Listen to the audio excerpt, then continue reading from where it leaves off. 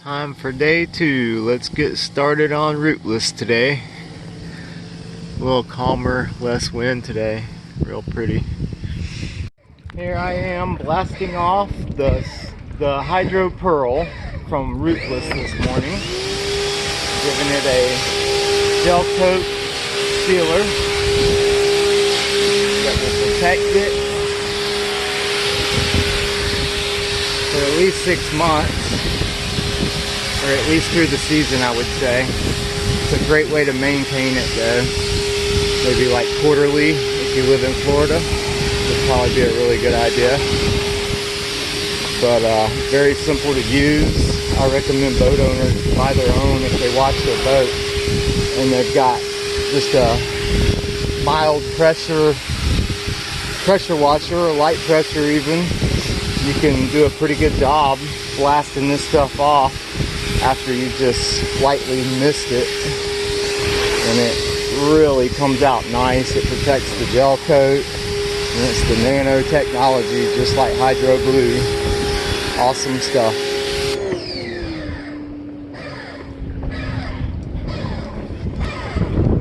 Okay, we're out here day number 2.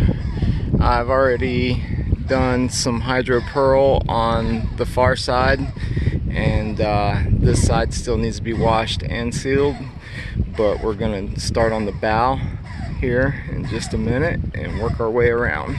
Well, yesterday we did most of the inside, and then today I've determined that the back side is gonna have to be buffed out. That's all pretty well stained. So here we go. Okay, so we're out here on the very front of the boat getting ready to do a wash and seal of the whole front end, the bow all the way to the tip. And I just pulled the hose out. Now I gotta grab the bucket and get her sudsed up. Now we're about to wash and seal the bow in the front here all the way out to the very tip. And it's actually not that the anchor just went down weird. It's actually the chain just unraveled some. Okay, anyway, strange. This place rocks. Love the tacos. Got great culture. Totally St. Augustine. Even got a St. Augustine taco thing. These houses out here are so gorgeous. Look at that beautiful pool, and it's just like overlooking the ocean. How amazing. Love this place. Okay, time to get our hands dirty here. So today I've brought out the wool pad, and we're going to use a heavy cut oxidation remover to get the back over here with all this gel coat staining looking nice and white again. Now, one of the things that most detailers know from experience is all the heavy cut usually has a color to it, like a reddish clay color. And one of the great things about this is it's a heavy cut that is actually white, so you don't have to worry about using 2 more stages behind the heavy cut just to get rid of the stain from the compound.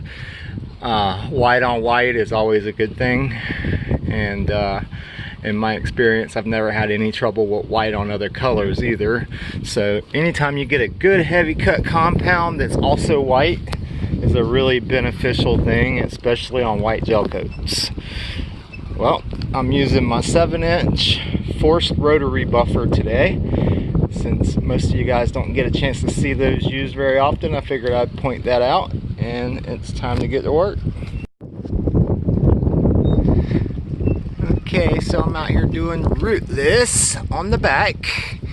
We're buffing it with that white heavy compound, and you can pretty well see the part that I've done versus the part that I haven't.